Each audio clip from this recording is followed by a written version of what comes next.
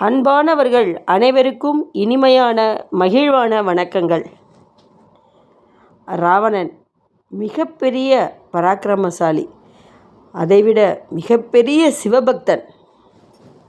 ராவணேஸ்வரன் ஈஸ்வர பட்டத்தை பகவானே அவனுக்கு அருளிருக்கிறார் என்றால் எவ்வளவு பெரிய மனிதர் ராவணன். ராவணனின் இறுதி உபதேசம் இது ஒரு உளவியல் மற்றும் நரம்பியல் பார்வை.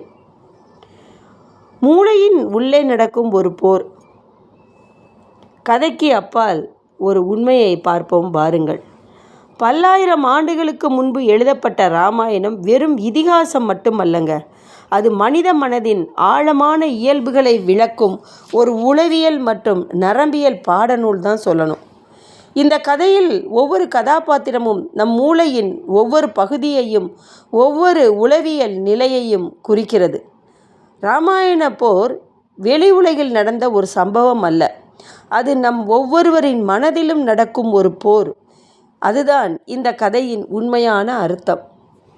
இப்பொழுது முதல் பகுதிக்கு வருவோம் வாருங்கள். கதாபாத்திரங்களின் நரம்பியல் விளக்கம். ராவணன் நம் அகங்காரமும் அடையாள வலையமைப்பும். ராவணன் நம் மூளையின் அகக்கதை வலையமைப்பு, டிஃபால்ட் மோட் நெட்வொர்க் அப்படின்பாங்க. இது நான் என்ற உணர்வை உருவாக்கும் பகுதி. இது தொடர்ந்து கதைகளை புனைந்து நம்மை பற்றிய கருத்துக்களை உருவாக்குகிறது. ராவணனின் 10 தலைகள் நம் 10 முதன்மை உணர்வுகள் மற்றும் செயல் வழிகளை குறிக்கின்றன. 5 புலன்கள்: கண், காது, மூக்கு, நாக்கு, தோல். 5 செயல்கள்: பேசுதல், பிடித்தல், நடத்தல், கழித்தல், இன்புறுதல். ராவணனின் அகங்காரம் நம் மூளையின் நான் என்ற உணர்வு. அது தன்னை மையமாக கொண்டு எல்லாவற்றையும் பார்க்கும். அது ஞானம் உள்ளது என்று நினைக்கும், ஆனால் அது முடிவில் தோற்கும். ஏனென்றால் அது உண்மையான சாட்சி உணர்வை அறியாது. உண்மையான சாட்சி உணர்வுனா யாருங்க? ராமபிரான், ராமன். வாருங்கள் பார்க்கலாம். நம் சாட்சி உணர்வும் முன்னெற்றி மடலும். ராமன் நம் மூளையின் முன்னெற்றி மடல் மற்றும் சாட்சி உணர்வை குறிக்கின்றான். இது நம் அகங்காரத்தை பார்த்து கொண்டிருக்கும் உணர்வு. இது எந்த கதையிலும் சிக்காமல் எல்லாவற்றையும் கவனித்து கொண்டிருக்கும். ராமன் எப்போதும் அமைதியாக இருக்கிறார். அவர் கோபப்படுவதில்லை. அவர் எல்லாவற்றையும் உணர்கிறார், ஆனால் எதிலும் சிக்குவதில்லை. இதுதான் சாட்சி உணர்வின் இயல்பு. ராமன் ராவணனின் ஞானத்தை காக்க விரும்புகிறார். ஏனென்றால் அகங்காரம், அதாவது ராவணன் அழிந்தாலும் அது சேர்த்த ஞானம், அதாவது ராவணனின் கற்றல்கள், அனுபவங்கள் மிகவும் மதிப்புமிக்கவை. சாட்சி உணர்வு அந்த ஞானத்தை பயன்படுத்த விரும்புகிறது. கொஞ்சம் இதை 2-3 தடவை திரும்ப நம்ம கேட்கும் பொழுது தான் இதனுடைய அர்த்தம் நமக்கு தெளிவாக புரியுங்க. லக்ஷ்மணன் நம் கவனமும் செயலும் தான். லக்ஷ்மணன் நம் மூளையின் முன்னெற்றி கண்ணியம் மற்றும் மைய செயலாட்சி வலையமைப்பை குறிக்கின்றான். இது நம் கவனத்தை எங்கு செலுத்துவது, எதை செய்வது என்று முடிவெடுக்கும் பகுதி. லக்ஷ்மணன் எப்போதும் ராமனின் கட்டளைகளை பின்பற்றுகிறான், ஆனால் அவனுக்கு அகங்காரம் இருக்கிறது. முதல் முறை ராமனிடம் செல்லும்போது அவன் தலைமாட்டில் நிற்கிறான். அது அகங்காரத்தின் வேலை. அதுதான் உயர்ந்தவன் என்று நினைக்கிறது. ஆனால் ராமன் அவனை திருத்துகிறான். 2ஆம் முறை பாதங்களில் நிற்கும்போது அவன் பணிவை கற்றுக்கொள்கிறான். அப்போதுதான் உண்மையான ஞானம் கிடைக்கிறது. இப்போது விபீஷணன் நம் நினைவகமும் தகவல் பரிமாற்றமும். விபீஷணன் நம் மூளையின் நினைவக மையத்தை குறிக்கின்றான். இது தகவல்களை சேமித்து பொருத்தமான நேரத்தில் வெளியிடும் பகுதி. ராவணனின் மரண ரகசியத்தை விபீஷணன் ராமனிடம் கூறுகிறான். இது நம் நினைவகம் முக்கியமான தகவல்களை வெளிப்படுத்தும் தன்மையை குறிக்கிறது. நாம் யாரிடம் எதை சொல்கிறோம் என்பதில் மிகவும் கவனமாக நாம் இருக்க வேண்டும். இல்லை என்றால் நாமே அழித்த மாதிரி ஆய்விடும். இதில் 2ஆம் பகுதிக்கு போவோம் வாருங்கள்.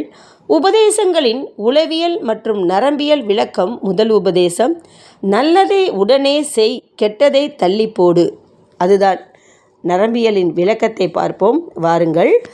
நம் மூளையின் மகிழ்ச்சி மையம் மற்றும் முன்னேற்றி மடல் இடையே ஒரு போராட்டம் நடக்கிறது.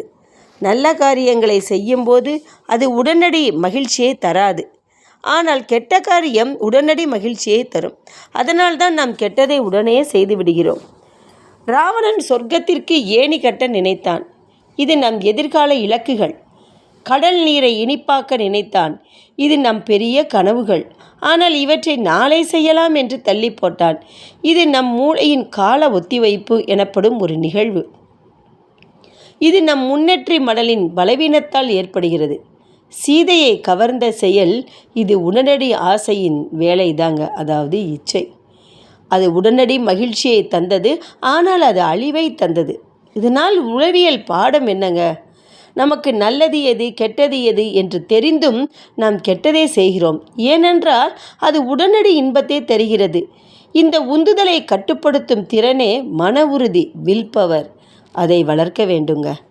ராவணனின் மூளை நிலை, அதன் நிலைகள் 1 to 6. அகங்காரம், ஆசை.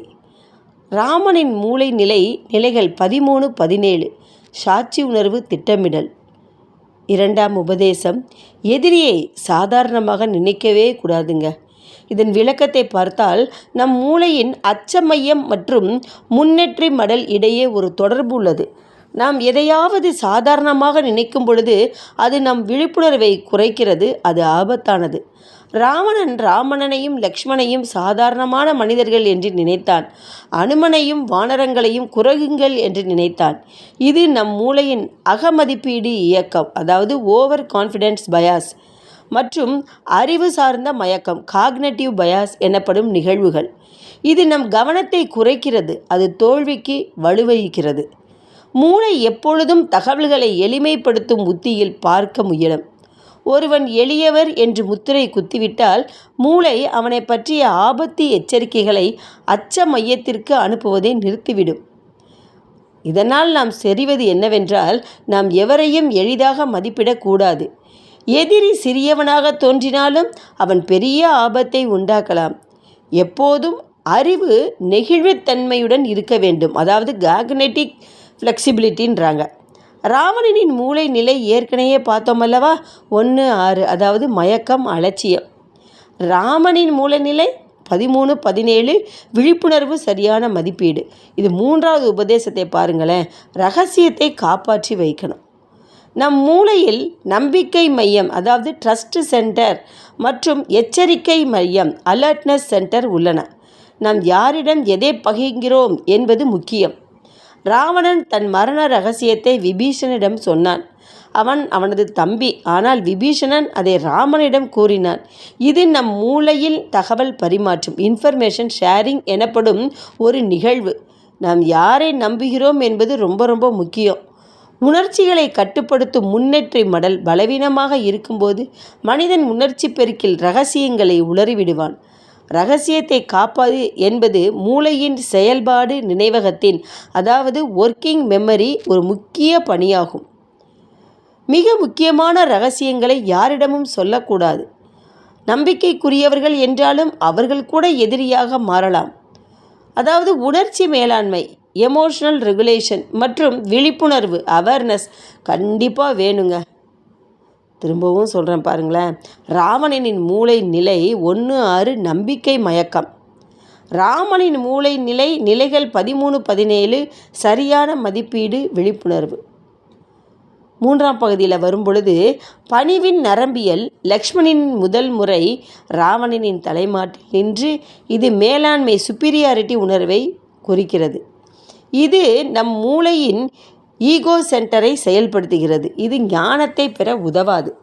நாம் அகங்காரத்துடன் அல்லது அதிகாரத்துடன் இருக்கும் பொழுது மூளையின் அச்ச மையம் பகுதி, அந்த பகுதி விழிப்புடன் இருக்குமா. இது போர் அல்லது ஓடு நிலையில், அதாவது ஃபைட் ஆர் ஃப்ளைட், அந்த மோடில் இருக்குமா.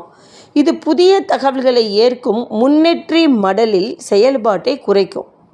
2ஆம் முறை அவன் பாதங்களில் நிற்கும்போது இது பணிவு உணர்வை குறிக்கிறது. இது நம் மூளையின் கற்றல் மையத்தை செயல்படுத்துகிறது. இது நம் ஞானத்தை பெற உதவுகிறது. பணிவுடன் இருக்கும் பொழுது மூளை அமைதியாகி கற்றலுக்கு தேவையான நரம்பு வழித்தடங்களை, அதாவது அந்த வழித்தடங்களை ஈஸியாக திறந்து விடுகிறது. லக்ஷ்மணனின் மூளை நிலைகள் 7, 9 கவனம் ஆனால் அகங்காரம். லக்ஷ்மணனின் மூளை நிலை 2ஆம் முறையில் பார்க்கும்போது 10, 12 பணிவு, கற்றல், ஏற்பு. 4ஆம் பகுதியை பார்க்கும்போது முடிவுரையாக மரணத்திலும் ஞானம். ராவணனின் இந்த 3 உபதேசங்களும் நம் வாழ்க்கைக்கு வழிகாட்டும் விளக்குகளாக உள்ளன. நல்லதை உடனே செய், கெட்டதை தள்ளி போடு. நம் மூளையின் உந்துதல் மையத்தை கட்டுப்படுத்த உதவுகிறது. இது முன்னேற்றி மடலை வலுப்படுத்துகிறது. எதிரிகளை எளிதாக மதிப்பிடாது. நம் மூளையின் விழிப்புணர்வு மையத்தை அலர்ட்னஸ் சென்டர் தூண்டுகிறது. இது அச்ச மையத்தை சரியாக செயல்பட வைக்கிறது. ரகசியத்தை காப்பாற்றி வை. நம் மூளையின் நம்பிக்கை மற்றும் எச்சரிக்கை மையங்கள் சமநிலைப்படுத்துகிறது. இது முன்னேற்றி மடலின் கட்டுப்பாடை அதிகரிக்கிறது. ராமர் லக்ஷ்மணனுக்கு கற்றுக் கொடுத்த பணிவு இந்த ஞானத்தை பெற உதவியது. அது நம் மூளையின் கற்றல் மையத்தை லேர்னிங் சென்டரை திறக்க உதவுகிறது. முடிவான உண்மையை பார்ப்போம் என்றால், ராவணனின் உடல் அழிந்தாலும் அவனது ஞானம் நிலைத்தது. இது ஞானத்தின் நிலைத்தல் என்பதை குறிக்கிறது. அகங்காரம், அதாவது ராவணன் அழிந்தாலும் அது சேர்த்த ஞானம், அனுபவ பாடங்கள் என்றும் நிலைக்கும். இது நமக்கு ஒரு முக்கிய பாடம். ஞானம் என்றுமே அழியாது. ராவணனின் இறுதி நிலைகள் 16, 20 அகங்காரம் அழித்தல், ஞானம் நிலைத்தல். ராமனின் இறுதி நிலைகள் 17, 20 சாட்சி, உணர்வு, முழுமை, அருள். ராவணனின் கதை வெறும் இதிகாசம் மட்டுமல்லங்க, அது மனித மனத்தின் ஆழமான இயல்புகளை விளக்கும் ஒரு உளவியல் மற்றும் நரம்பியல் பாடநூல். பல்லாயிரம் ஆண்டுகளுக்கு முன்பு சொல்லப்பட்ட இந்த தத்துவங்கள் இன்றைய நவீன அறிவியல் மனித மூளையை பற்றி சொல்லும் உண்மைகளுடன் வியக்கத்தகு வகையில் ஒத்துப்போகின்றன. வாழ்க்கையில் பணிவு, உடனடி செயல், விழிப்புணர்வு, இரகசிய பாதுகாப்பு ஆகிய 4ம் மனிதனை உயர்த்தும் மகத்தான குணங்களாகும் என்று ராவணனிடமிருந்தும் லக்ஷ்மணனிடமிருந்தும் சீதையிடமிருந்தும் நாம் கற்றுக்கொள்ள வேண்டிய மகத்தான குணங்களாகும். நல்லதே நினைப்போம், நல்லதே நடக்கும். வாழ்க வளமுடன், வாழ்க வையகம். இந்த வீடியோ உங்களுக்கு பிடிக்கும்னு நினைக்கிறேன். லைக் பண்ணுங்கள், ஷேர் பண்ணுங்கள், கமெண்ட் பண்ணுங்கள் அண்ட் சப்ஸ்கிரைப் பண்ணுங்கள். தேங்க்யூ.